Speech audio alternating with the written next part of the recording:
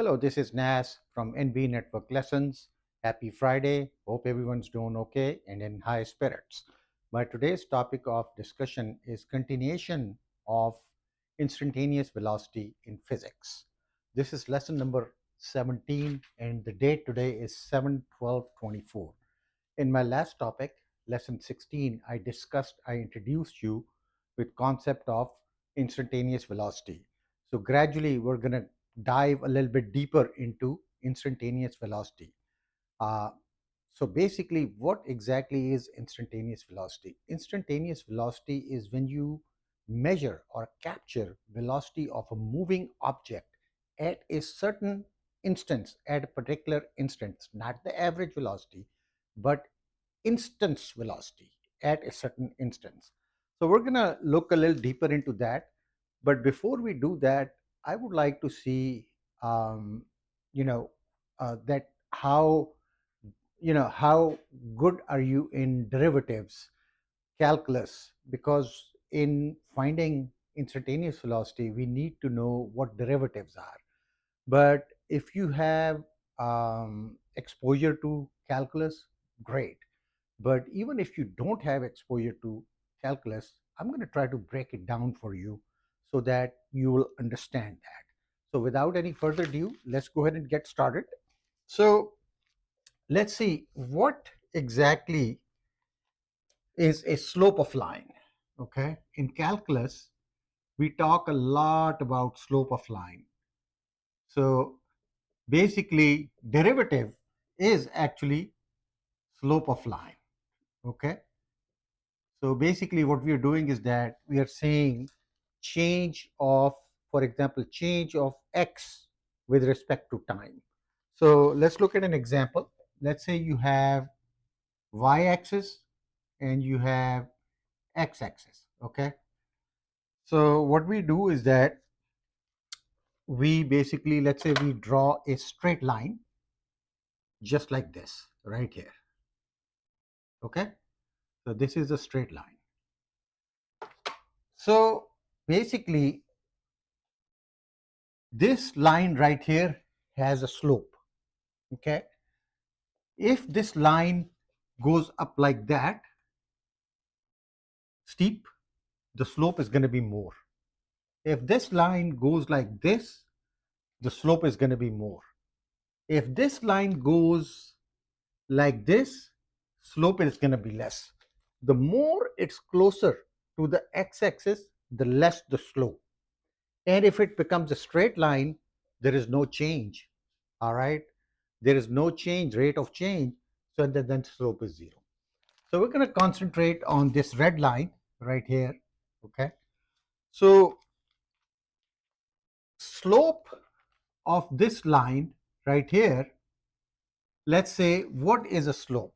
If you recall from one of my previous lecture, slope is rise over run. Okay. Rise over run. What do I mean by rise over run? What I mean by rise over run is that, let's say you are, let me go ahead and draw tick marks so you can understand 2, 3, 4, 5, 1, 2, 3, 4, 5. Let's say at point 5 on x-axis and point 0.5 on y-axis. We have something like this. Okay.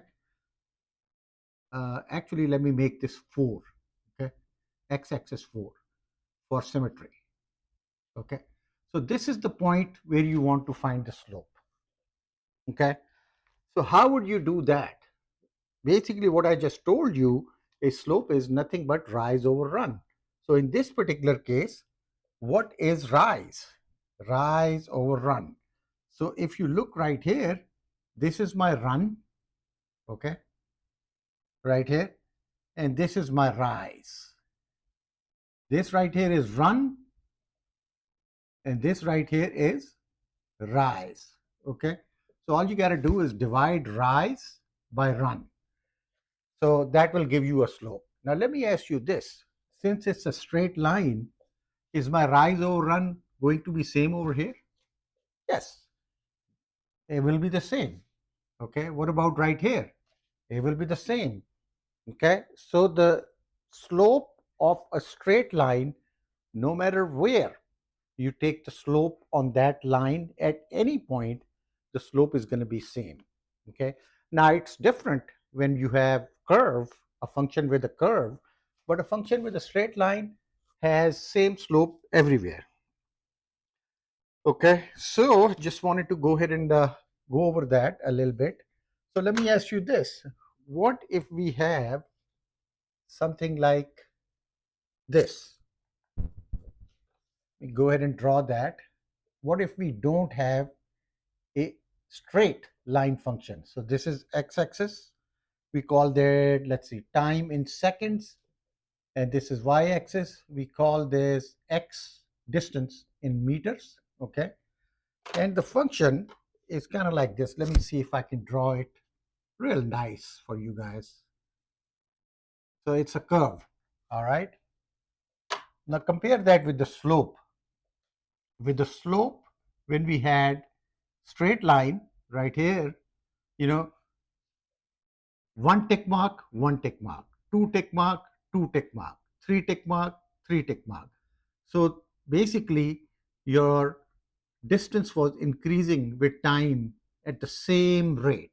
Okay, everywhere, you had one over here, two over here, two over here, and so forth. But that's not going to be the in case in this right here. So then, how would you find um, average velocity? Instantaneous velocity. Okay, at any given point. So the way you do it is that, let's say you have 2 points. I say point A right here, okay? And I want to find the instantaneous velocity at point A. Velocity at right at this point, okay? We already told you that the average velocity is going to be same, okay, across this line because the slope is not changing, okay? So essentially, in this particular case, velocity is rise over run, okay? Now, when we have this point and I want to find instantaneous velocity at this point, what we do is that we say, okay, let's say we assume there is another point right here, point B, okay? And then what we do is that we draw a straight line from point A to point B, okay? Just like that, just like that. Now, what do we do next? What we have to do next is that we have to say, okay, what is my delta x? Okay, how much is my delta x? So if you look in right here, okay, delta x meaning change in distance. So this right here is my delta x. And then what is my delta t? What is time delta t? So that would be right here. This is going to be my delta t. Okay. Then what is going to be my if I ask you to go ahead and give me the instantaneous velocity at point A, all right, uh, what would that be? That would be basically v is equal to delta x over delta t, right? So that would be my instantaneous velocity. Now the question uh, is that accurate? Is that, does that make sense? I don't think so, because the thing is that, this is just an approximation, just an estimation, because I'm not really finding. I mean, basically, I'm taking 2 points and then I'm saying, basically, what I do is I draw a line between A and B, and, that's just an approximation. So, how can we make our answer? How can we make our answer more accurate? By the way, this is V instantaneous. So, another thing I can think of is if I draw a line like this again, X, and I draw a Y, okay? This is x in meter. This is time in second. And then basically same function right here. I'm going to show you a trick. Okay, let's say this is point A, right? That is where I want to find the velocity. So what we do is that we bring this B closer to A, as close as we can physically. All right, now I can't really draw that for distinction purpose on this graph, but it's almost right here, almost right here. Okay, now what you have to do is you have to do rise over run. If you do that, this right here is going to be my delta x, and this right here is going to be my delta t. So now instantaneous velocity at this would still be delta x over delta t, but in this case, delta t is really, really small. Delta x is really, really small. So then you get more accurate answer. Okay. So that's kind of like fundamentals of calculus. This is basically I'm teaching you kind of how to take derivative. Okay. So now let's look at something else. Um, let's say we have something like this.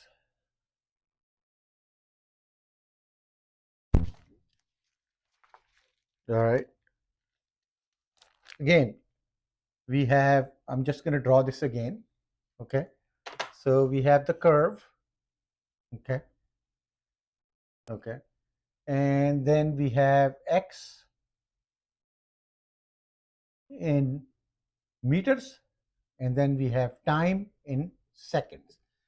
And we basically said, okay, we said A and we said B, just bring them really, really close, right? That's what we said.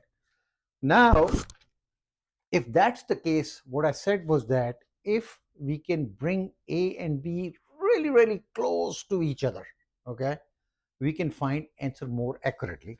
So fundamentally, what I'm saying is that V at this A instance is equal to, I can say, limit delta t approaching zero, not zero, but approaching zero, is equal to delta x over delta t.